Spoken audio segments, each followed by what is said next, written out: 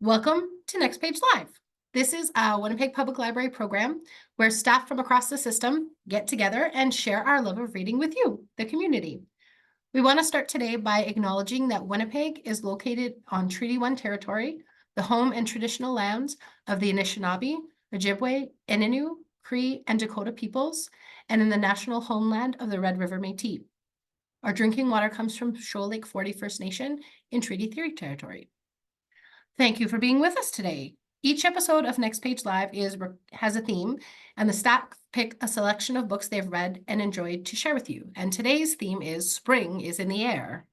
Finally. A little jaded about that. Every book featured is available in the library collection, sometimes in multiple formats. And the books in every episode will be listed in an info guide that you can look back to. We put a link to the info guide in the chat, and you can also find it on the library's website on the main page under Ask Us. There's a box that says info guides. So you'll go to the main page, click on info guides, scroll down to your next great read and click on that. And then you will scroll down to Next Page Live and click on that. And you will see a lovely gallery of everything that we've recommended. Each session of the program is recorded, so you can go back later and check out what we've talked about and hear me mess up a million times, which is, always hilarious on the internet. How does this work? In a round robin style, each staff member will take a turn talking about a book, and at the end, there'll be a lightning round of book presentations. As you know, we're on Zoom, so please keep yourself muted with the video off. And if you have any connection issues, just refresh your browser and come back in, and we have a lovely library tech guru who will let you back in. We do have the chat open, so if you have any questions or want to add anything to the discussion, just go ahead and pop it in there and we'll add it in. Let's talk to the people. Hi, I'm Courtney. I'm a librarian here at Millennium.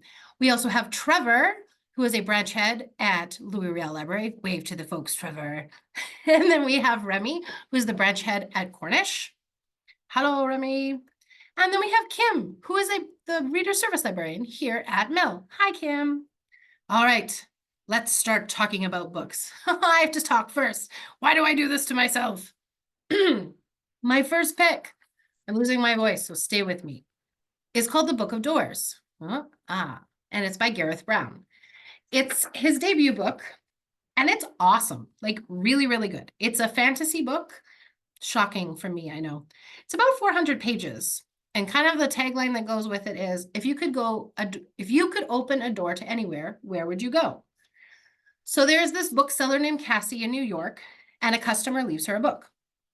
And she opens up the book and finds out that this is a magical book that can take her anywhere she pictures in her mind when she has it in her hand. Not a bad party trick, I must say. She ends up finding out that this book is part of a set of magical books, like the Book of Luck, the Book of Pain, some really dark ones in there too. But nobody knows where they came from or how many there are, but each one does something that could be used for good or evil depending on who's holding it. There's a secret underworld of book collectors because, of course, why isn't there? And they all come calling, and some will pay millions for books, and some will stop at nothing, including murder, to get their hands on one. Ooh, intrigue. This is a fantastical time travel novel that has several interesting twists and is an exploration of how individual choices can have unimaginable effects. It's pretty good. So it's like, about magic, books about books. I picked this one because the tone is just really atmospheric, and it was because the story reminded me about spring and how things change just when you think it's going to never change at all, kind of like from winter to spring. Read-alikes for this one are like The Midnight Library, The Invisible Life of Addie LaRue, The Night Circus. Novelist has a grand list on there that I love from this. So also Novelist is awesome if you're looking for books, like a book that you like. And that's all I have to say about that one. I do believe it's Trevor's turn now. All right. I unmuted myself successfully, so I consider that a minor win.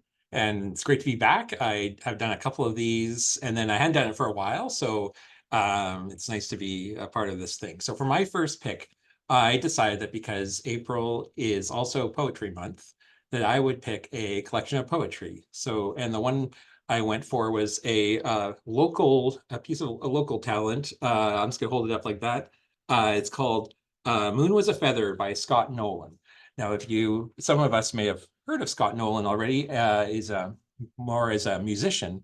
He's a local guy. He's from Winnipeg, and he not only does he write and record his own music, he also records and produces other people's albums, including William Prince, who is another local singer-songwriter who I'm sure have heard of. And so this collection of poetry parts of it are really just some lyrics that he has eventually turned into songs, or lyrics from songs that act as poems as their own, and some are just straight up poems. He decided a few years ago that in order to give up smoking, he would, instead of smoking every day, he would walk 8 to 10 kilometers a day. And as he did the 8 to 10 kilometer walk, and he kind of got into the rhythm of walking, that's when he started to think about writing poetry, because, not all poetry, has a meter and everything, but, the poetry that, that I like to read, does and rhymes.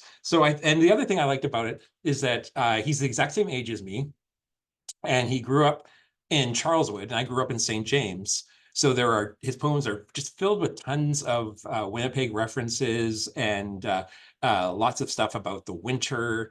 And so as I was reading through them, some of the poems really, really brought back memories. For example, he references the Forest Park Mall, which is now a defunct mall in Charleswood. But I was like, oh yeah, the Forest Park Mall. And one of his collections is called The Suburb Beautiful, which is named for this weird sign that's up as you enter Charleswood. And so little things like that. So I thought I would just maybe finish off by reading just a couple of his poems and then passing it on if you'll indulge me. And the other thing I wanted to mention too is, because it's Winnipeg's 150th, there is a collection of items in our collection that have been tagged as special for Winnipeg's 150th, and this poetry book is one of them. So let me just read this one. It's called, maybe I'll just read one, hey, timing wise. Not that one. This one is called Snow on the Tracks. Snow on the tracks. That's my time. Snow on the tracks, fading trails across the river, temporary like a sadness, 0 degrees Celsius. Back to the crowd, facing the trees. Springtime here is like an opera. So much death that it's nice to see something come back to life every once in a while. It's not the forest's fault that these trees are crooked. Winter, come out from behind your mask. You've lingered too long and we're all confused. The birds have begun flying in circles, intoxicated by warm sun and melting snow. We're like the animals, only here, where only the crooked trees survive. So I shall pass the baton, so to speak, on to Rémi, I guess. All right. Thank you. Yeah, that was a very apt poem. I really like that one. I'll have to check out that whole collection.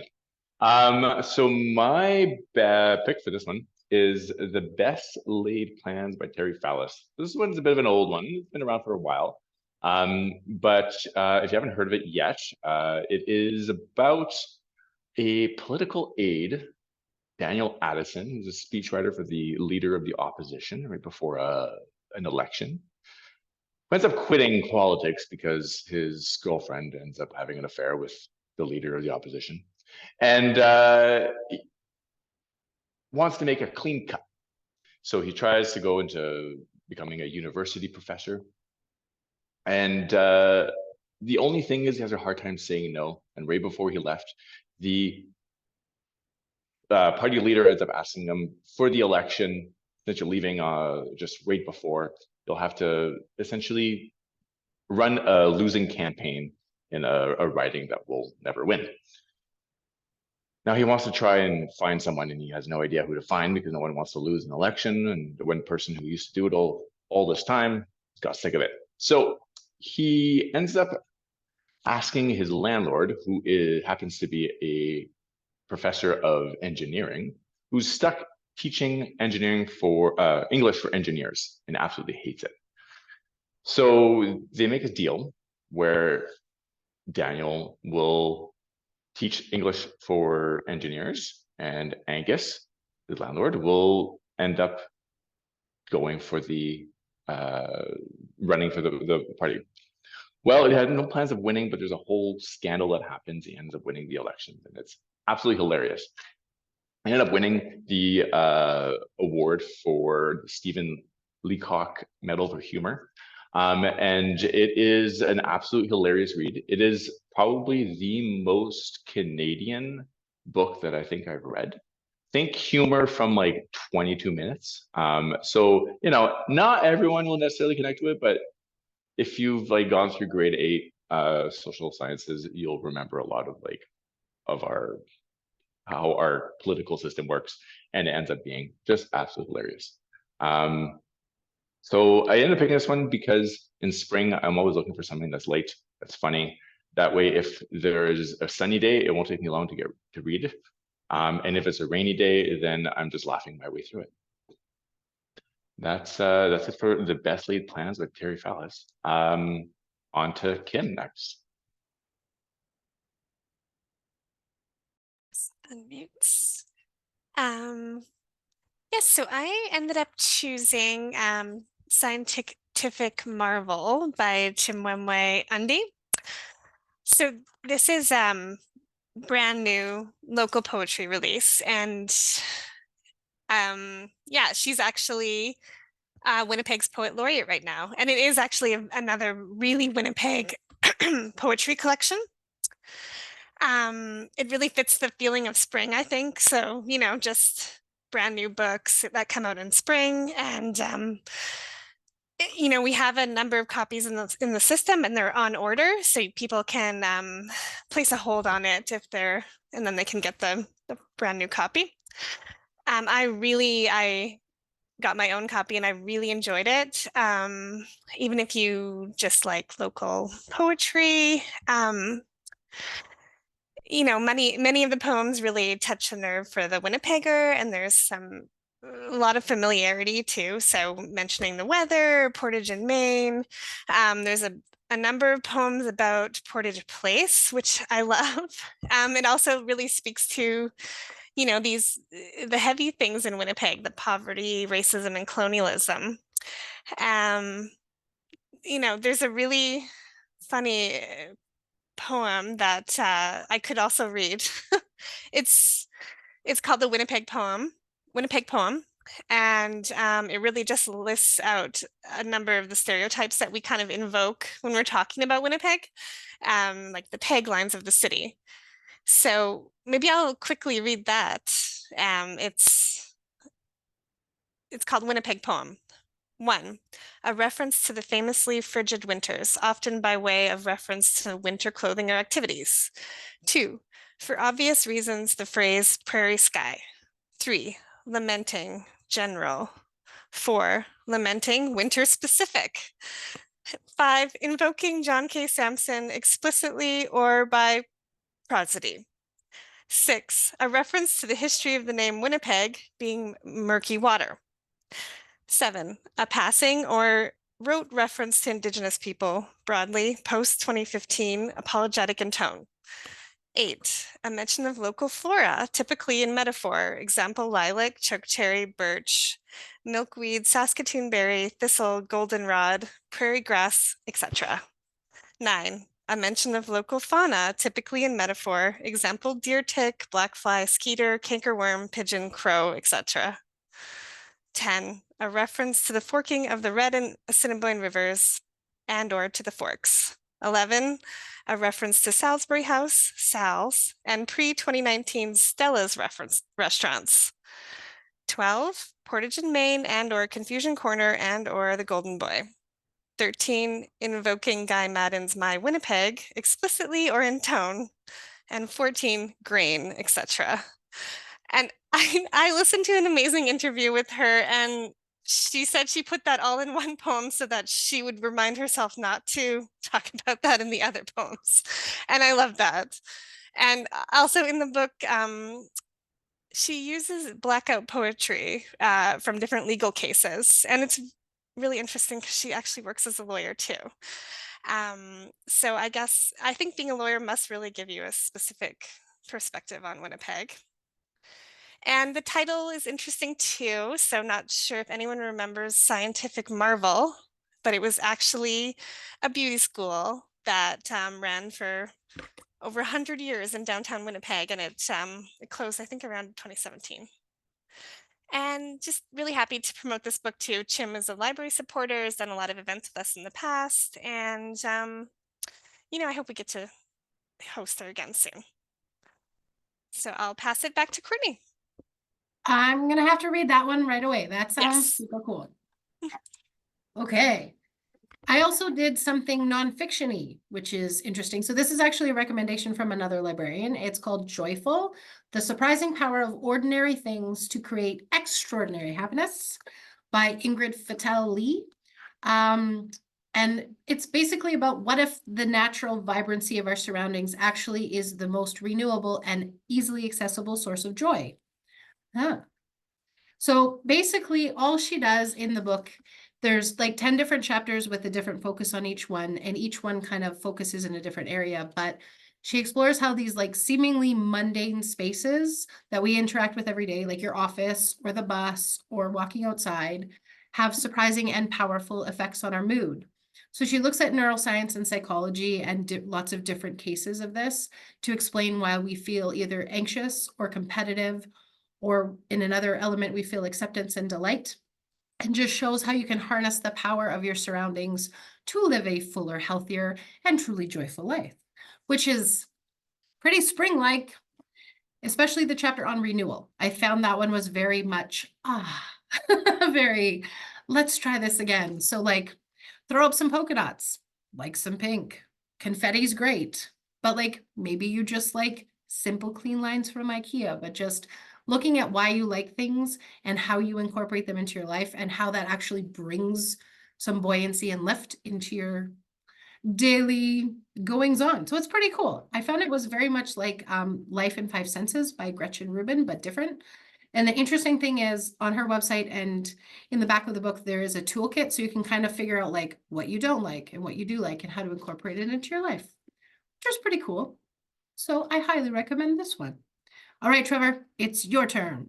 All right. Well, your comment about simple IKEA lines is a good segue into my next pick, because I really took the theme of spring to heart. So my next book is called Spring, and it's by a Scandinavian author who, and I looked up the pronunciation on YouTube, Karl Ove Nashgard, who you may have heard of this author before. You may have seen his intimidating books on bookshelves. They are all doorstops, and they are all weirdly, I'm going to call them, or I don't want to call them, they've been called autobiographical novels, which I think is almost like an oxymoron. Well, what are they? Are they autobiographical or are they novels? Who can say? So he's written 6 of them, part of a series called My Struggle. So there's over 3,500 pages if you want to read that. And I was like, yeah, no, thank you. I don't think I can. So Spring is a separate series that came out after this. And he had 4 books, each based on a different season. And these are almost like the appendices in Lord of the Rings. So they're kind of like journal entries or correspondence or just like random thoughts, except for Spring, which is almost like his My Struggle epic series, but boiled down to one little book. It's under 200 pages.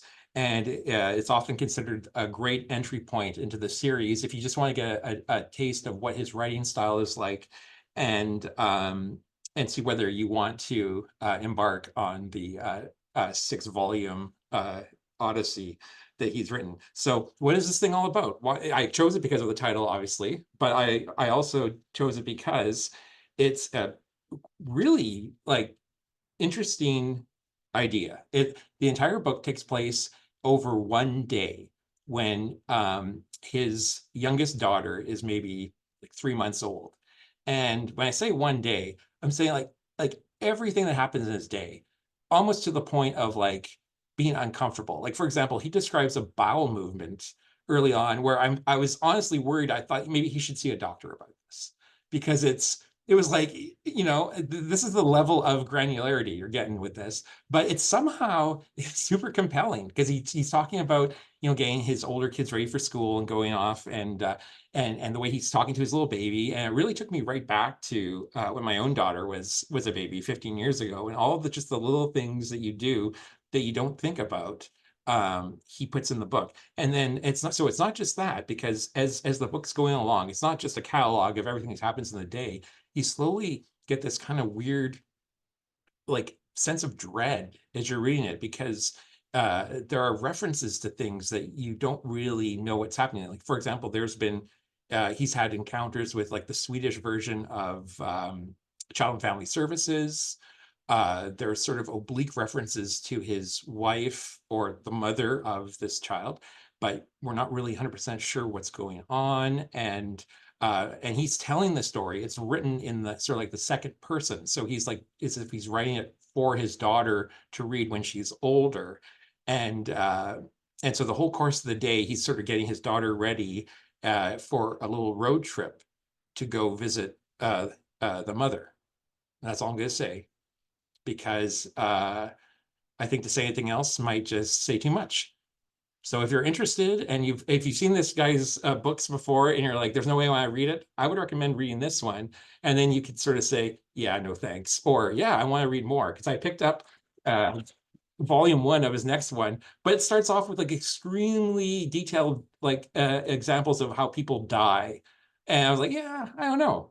So I'm not recommending that one. I'm recommending Spring. Now on to you, Rémi.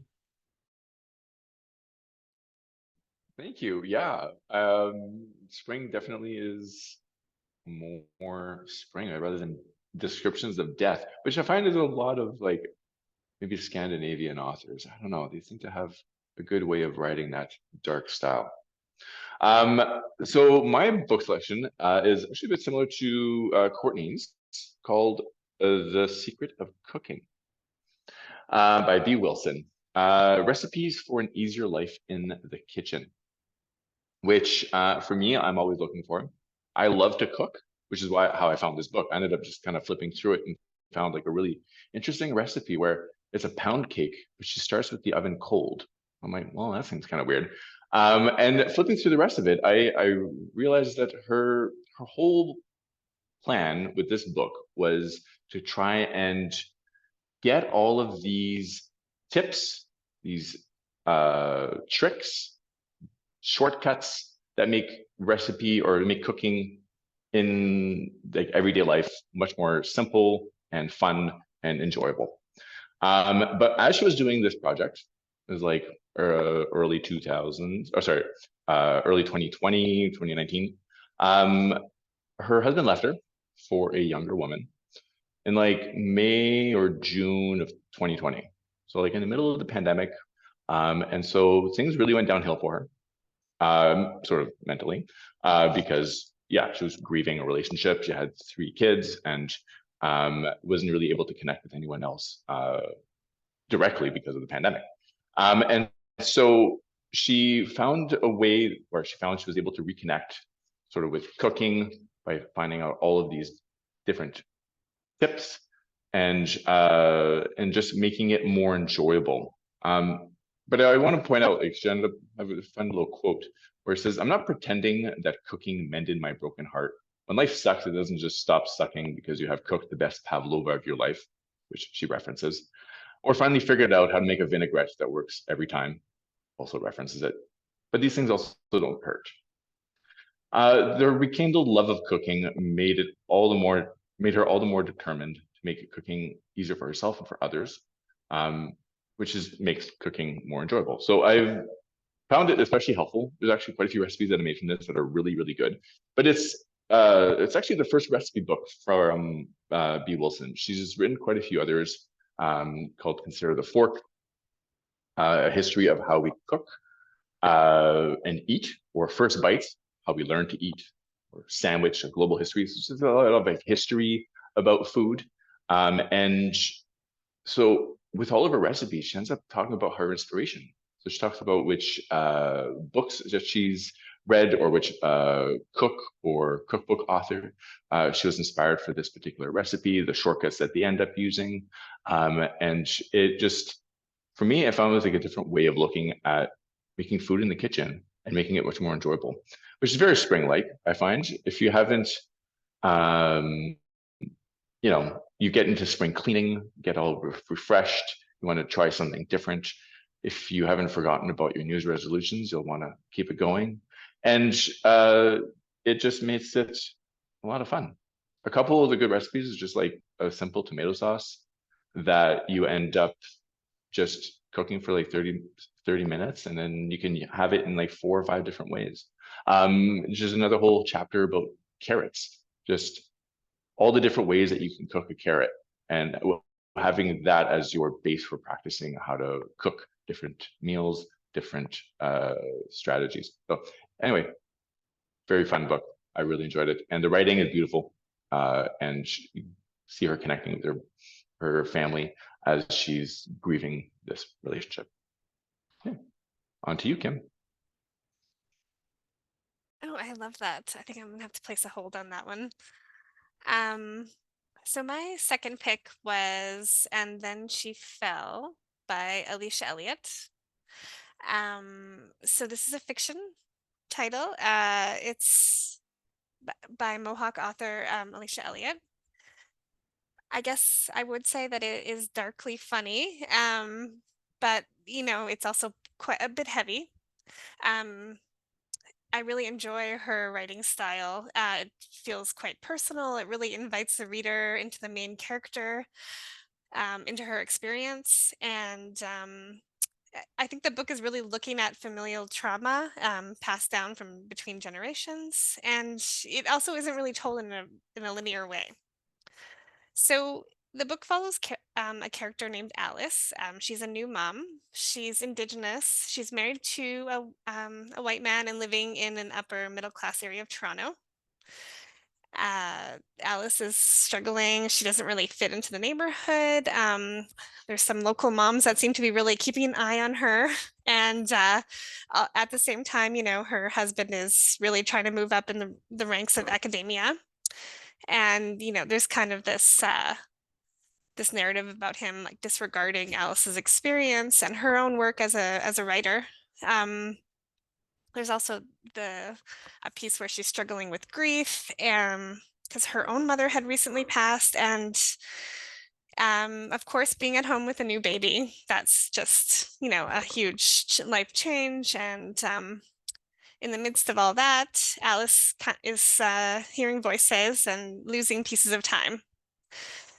So the really cool part of this book, I think, is that she calls on the women in her family and ancestors for help. Yeah, so I'll kind of leave it there, but I think there is a feeling that Alice is really drawn from Alicia's own experiences. So that kind of, you know, memoir novel type thing. Maybe I'm reaching a little bit, but she did also write a book called A Mind Spread Out on the Ground, which was a collection of essays that look at the violence of colonialism and her own personal experiences with mental illness, trauma, and poverty. And so we have that in our collection as well. I chose this book because like with spring, there's a kind of a revealing. And so, you know, this is how the book feels to me, that we're sort of watching the unraveling of Alice and the narratives become exposed. And I think spring can be a little bit, you know, scary, magical. Things become revealed that were hidden away during the winter. Yeah, I just really recommend this book because, you know, I think it's different, it's engaging, and you know, it's a really fun read too. Sounds good. Okay, people, we waxed on poetically, and now we have 3, 6, 9, 12 books in 15 minutes. So it's now 3 lightning rounds. We can do it. So my next one is These Are the Words by Nikita Gill, poetry book. Love Nikita Gill. Very good. This is actually geared towards YA. So this is for youth, which is different than some of her other stuff, but I really like it. And her point of writing this book was to tell people what she wished she had heard when she was a teen. She deals with a lot of themes of sexuality, togetherness, finding yourself, being true to yourself, just navigating the universe and how complicated it can be. Identity is a big thing. I picked it because Poetry Month, and also, like Kim was saying, there's lots of transitions in spring, and Nikita has helped me through some hard times. So everything that she writes, you should read. And I will sum it up at that. Rémi, 1 minute, go. Giving over Trevor. Okay. Okay, yeah, no problem. It's me, it's Scott. That was just a ploy to kind of eat up some of my precious seconds, but it's okay. So my next book, they say you shouldn't judge a book by its cover, but it's all I've got because the book hasn't been published yet.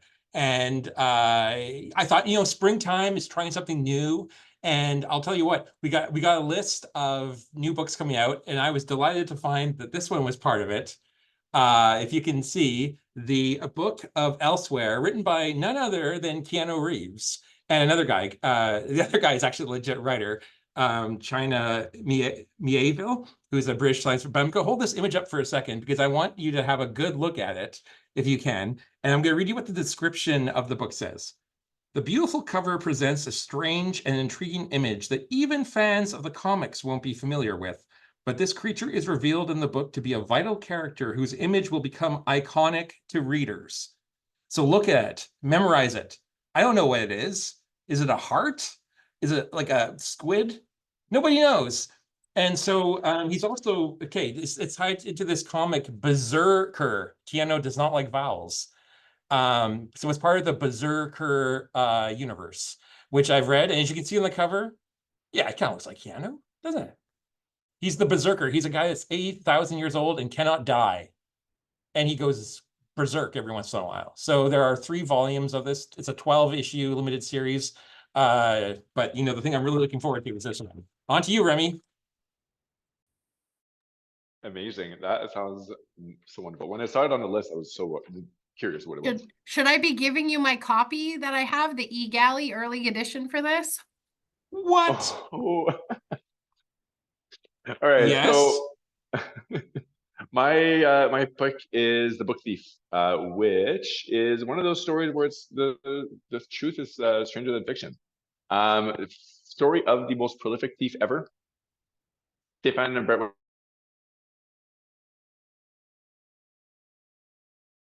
1.4 to $1.9 billion worth of art, which he had no intention of selling. He kept it all in his mother's house, in the attic of her house, without her knowledge, and did not want to sell it because he wanted to live inside of a treasure chest. You get a great sort of play-by-play of exactly some of his heists, so it's super thrilling. It's all about art, so if you like art history, true crime without any blood or violence, because he did all of this without any violence. And you get to hear sort of his motivations, because the author, Michael Finkel, ended up getting 40 hours of interview with him. So super compelling read, lots of fun, great for the rainy days when you just want to dive into a book. All right, Kim. So my third book was Late Migrations. It is another one that's kind of autobiographical in some ways, but it's these little vignettes. So if you have a few minutes, you want to get thoughtful about life, this would be a great book to do that with. They're little vignettes about growing up in Alabama, motherhood and the pain of motherhood, nature and seasons and animal life. So there's a lot of spring in this book, and lots of lush descriptions of little ordinary moments, and I just really enjoyed it. There's a lot about grief as well. So I think, if that was something people are working through, and I know, that as a part of life, the flip side of love is grief. And I would really recommend this book for that. I think the author actually really loves spring, and I think you could sit on the front step and sip your tea and read this book, and you could be interrupted and it would be okay. Just little vignettes. Like it. Okay. Middle grade novel. His age guidelines are a guideline. I read whatever. So this is a book about an odd girl who likes odd things and lives in an odd place. And by odd, I mean she lives in an unnatural history museum and her best friend is a talking demon's head in a jar. So it's awesome. Things are strange, lots of adventure, good versus evil, finding out that what you think is real actually isn't real, and timey-wimey, wibbly-wobbly nonsense in all of the best ways. I picked it because my backyard felt like a bog when I was reading it. And it's also, you know, a nice, light, quick thing to kind of get into and see what it's about. And it's a very nice, easy, whimsical middle grade novel, and it's called The Curse of Eelgrass Bog. Okay, Trevor. All right, my book is also about an odd girl, and I've gone from a book that nobody's read except Courtney to a book that probably everyone has read, and it is Anne of Green Gables by Lucy Maud Montgomery. And I picked this one because I just thought it made me think of spring, because I never read this book as a kid. I always made fun of it as a kid. I read it as a grown man, maybe 10 years ago, because a friend of mine had said that it was one of her favorite books. And I was like, well, all right. And I went in, you know, with very low expectations, and I came away utterly charmed by Anne Shirley. And so for those that don't know, I don't know, you know what, Google what it's about. I'm not gonna, because it's like, this is the lightning round, right? We all know Anne of Green Gables, you know, Marilla, Matthew, oh, forget it. So anyway, yes, beautiful quotations. Courtney's going to go there in person sometime, which I wish I was doing that too. She's got the ARC copy of Keanu Reeves. She's going to PEI. I don't know. I got nothing else to say. Rémi, you can. I'm going to go on a completely different way here with a 3,000-year-old poetry book, The Odyssey by Homer. But not just any copy of the Odyssey. This one is the first translation by a woman, Emily Wilson. And she also does it in meter, which if you haven't read any Homer before, it's usually free verse and it's sometimes kind of a slog. With Emily Wilson's translation, she does a great job of making it really quick, making it engaging, and making it fresh. Like if you just go with the first line, which is usually like, "Oh Muse, sing of me of a man." This one is, "Tell me about a complicated man. Muse, tell me how he wandered and was lost when he had wrecked the holy town of Troy." Anyway, first one published by a woman. It is very engaging, very good. And if you get the Norton Critical editions, you get all the more nerdy stuff about it. All right, Kim. And so my next pick is Vladimir by Julia May Jonas. And I have to admit, I read this one as an ebook and I didn't quite see how racy the cover was. So when I picked up the print copy, I was like, okay, yeah. You know, I got this as a recommendation from another librarian, so someone I follow on social media, and I really enjoyed it. It was also a New York Public Library Book of the Year, which I usually trust their recommendations. So the story is following an English professor who specializes in feminist and women's literature, whose husband, who's also a professor at that college, is being investigated for several inappropriate relationships with former students. So the female professor is unnamed in the book, and it's told from her perspective as she starts to obsess over a new younger novelist who also works at the university. His name is Vladimir. So it's a bit disturbing. It's smart. It's fun. I I recommend it. Ooh. Okay, last one. Quick, fast. Princeless. It's a graphic novel. There are princesses. They don't want to be saved, but they're locked in towers. There's dragons, and eventually there's pirates. So like, what is the word? A tale of swashbuckling in the face of sexism. If that doesn't say my kind of book, I don't know what does. That's exactly what I read all the time. So the best review that I can tell you says, everyone, no matter your age, what you're currently reading, whether you like comics, no matter what, Throw down what you're doing to the ground and immediately read this book. Do it. Do it now. Shh. Just go. No questions. And I think that pretty much sums it up. There's like 9 volumes. I've read them all, and now I'm reading the other series. Read it. It's really good. Trevor. All right. So sometimes in the spring, we have the spring migration with birds. You may want to go out there and check out what's going on. So my next pick is called The Field Guide to Dumb Birds of North America by Matt Cratch. Now, if you haven't seen this book, I love it because it's actually cataloged with the bird books in 598. So some unsuspecting birder is going to go out there and look for their Pearson's Field Guide, their Sibley, and they're going to grab this, and it's filled with like really kind of funny illustrations about these kind of these derpy birds. And let me just read one. So it's super funny. So this is what he has for the black-chinned hummingbird. These tiny butt faces are found in most of Western North America. They have long bills and use their long extendable tongues to feed on nectar from wherever. They're basically the same as every other hummingbird. And it says identification. This one has metallic green, black, glossy purple throat, and a black head. But if you've seen one hummingbird, you've seen them all. So if you like a great, everyone is funny. It's pretty sweary too. So, I mean, yeah, enjoy. It's great. Every spring, I like to flip through it.